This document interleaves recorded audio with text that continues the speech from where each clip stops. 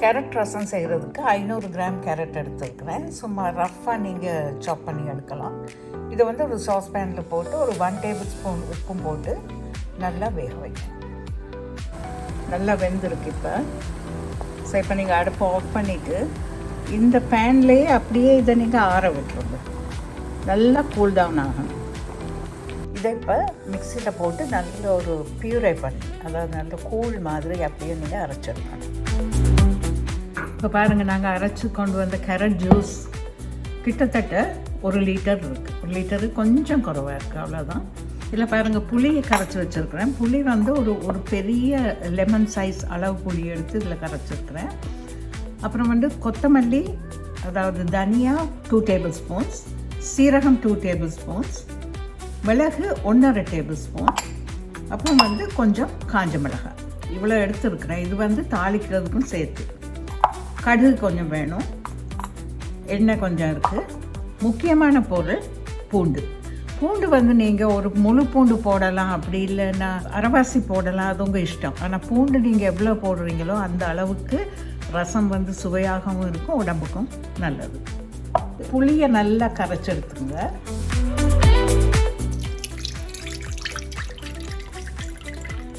இப்போ இதுக்கு வந்து நாங்கள் கிட்டத்தட்ட 1.5 லிட்டர் தண்ணி நாங்கள் சேர்க்க போகிறோம்.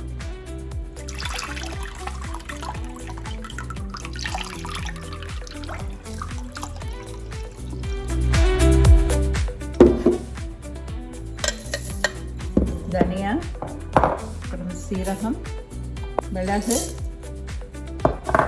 பூண்டு, காஞ்ச மிளகாய். காஞ்ச மிளகாய் வந்து நீங்கள் எவ்வளோ உங்களுக்கு காரம் தேவையோ அதுக்கேற்ற மாதிரி நீங்கள் சேர்க்கலாம்.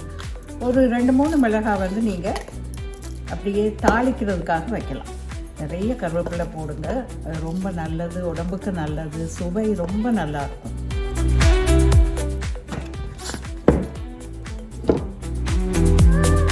இப்போ பாருங்கள், இதில் ஒரே ஒரு சுற்று தான் சுற்றிருக்கேன். அது அப்படியே இந்த புளி தண்ணியில் போட்டுடலாம். இதுக்கு ஒரு 2 டீஸ்பூன் உப்பு சேர்த்துக்கலாம். மஞ்சள் ஒரு 1/2 டீஸ்பூன். வந்து 2 டேபிள் ஸ்பூன் எண்ணெய் எடுத்துருக்கேன், நான் நிறைய ரசம் இருக்கிறபடியா. இது நல்லெண்ணெயாக இருந்தால் ரொம்பவே நல்லது. நல்லெண்ணெய் இல்லைன்னா நீங்கள் தேங்காய் எண்ணெய் சேர்க்கலாம், அப்படி இல்லைன்னா ரைஸ் பிரான் ஆயில் சேர்க்கலாம். சரி, எண்ணெய் காஞ்ச உடனே முதல்ல கடுகை போடாமல் எப்பயுமே ஒரு 2 வெங்காயத்தை முதல்ல போடுங்க. இது நான் எப்போவுமே சொல்கிறது தான். ஏன்னா அந்த கடுகை முதல்ல போட்டிங்கன்னா கடுகு அப்படியே தெரிக்கும், சில வேளை முகத்தில் கூட தெரிக்கலாம். ஸோ அதனால் வெங்காயத்தை போட்டிங்கன்னா அந்த கடுகு தெரிக்காது. ஸோ அதுக்கப்புறம் மிச்ச வெங்காயத்தை சேருங்க, காஞ்ச மிளகாய், கருவேப்பிலை.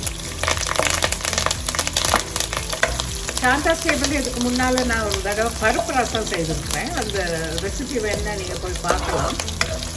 ஸோ இது வந்து கேரட் ரசம். இது மாதிரி ரசத்திலே பல வகைகள் இருக்குது. ஸோ ஒன்றா நாங்கள் பார்க்கலாம்.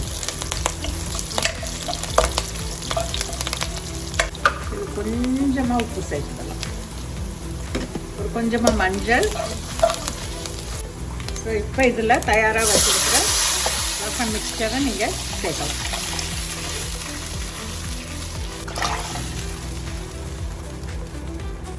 ரசம் செய்கிறப்ப முக்கியமாக கவனிக்க வேண்டிய இன்னொரு விஷயம் என்னென்னா, ரசத்தை வந்து கொதிக்க விடக்கூடாது. அந்த ரசம் சரியான சுவை இருக்காது, மருந்து வாடை தான் வரும்.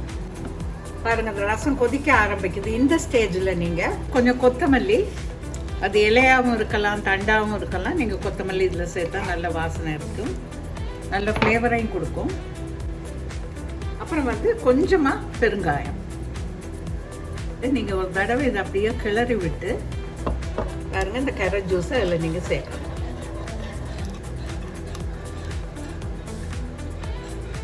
ஸோ ஒரு தடவை ரசம் கொதித்ததுக்கப்புறம் இன்னொரு தடவை அது கொதிக்கக்கூடாது. ஸோ நீங்கள் சிம்மில் வச்சு அப்படியே இதை போல் ஒரு விஸ்கால நீங்கள் கிளறணும்.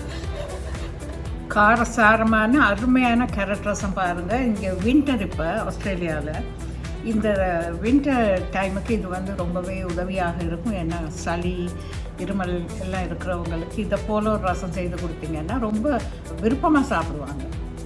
எல்லோரும் இதை ட்ரை பண்ணி பாருங்கள். இதை போல் அருமையான ஆரோக்கியமுள்ள இன்னும் பல ரெசிபிஸோட சாந்தாஸ்டேபிளில் நான் உங்களை சந்திக்கிறேன். சாந்தாஸ்டேபிளை எல்லாரும் சப்ஸ்கிரைப் பண்ணுங்கள். அதே சமயம் சாந்தாஸ் கேக்ஸையும் சப்ஸ்கிரைப் பண்ணுங்கள். மீண்டும் சந்திப்போம். மிக்க நன்றி. வணக்கம்.